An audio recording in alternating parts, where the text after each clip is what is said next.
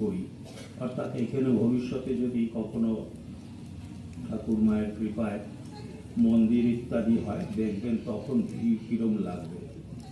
এখন আমাদের কোনো চার্চ বা সেই ধরনের কিছু নেই বলে ততটা ভিড় হয় না, তবে উৎসবাদিতে হয় এবং সমস্ত কলকাতার বিভিন্ন প্রান্ত থেকেই ভক্তরা আসেন। আজকেও এসেছিলেন অনেকেই। আজকে অতি আনন্দের দিন আমাদের, সকাল থেকেই মাকে নিয়ে খুব আনন্দে আছি। একটু আগেই আরতি কুমার ঘোষ মহাশয় আপনাদের বলেছেন, আমার সাথে বহু আগে, মানে 3 মাসেরও আগে আমাদের জেনারেল সেক্রেটারি মহাজের সাথে কথা হয়েছিল এখানে এই দিনটিতে এসে কিছু বলবার জন্য।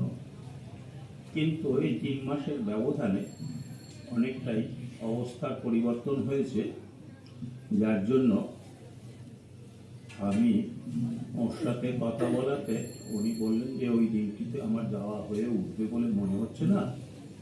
আমি বললাম তাহলে আমি আরেকজন উপযুক্ত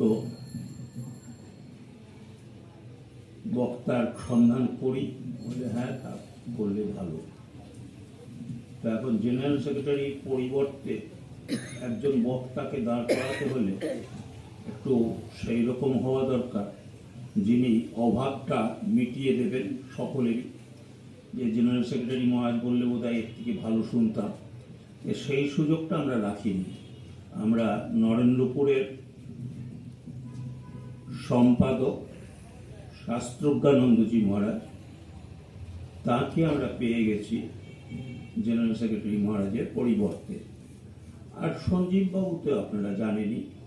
সঞ্জীব বাবুর সম্বন্ধে কিছু ব্যাখ্যা করা বা কিছু বলতে যাওয়া আমি চেষ্টা করব না, কারণ উনি নিজেই ওনার নিজের সম্বন্ধে সর্বশ্রেষ্ঠ পরিচয়।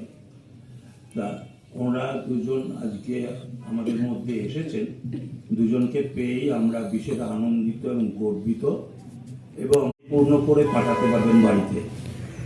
তো মায়ের সেইটাই হোক, এই আমাদের প্রার্থনা। আপনাদের সকলকে আবার আমি শ্রদ্ধা এবং নমস্কার জানাই। আর সঞ্জীব বাবু আর শাস্ত্রজ্ঞানন্দ মহারাজকে আমাদের বিশেষ শ্রদ্ধা এবং ভালোবাসা নমস্কার জানাচ্ছি।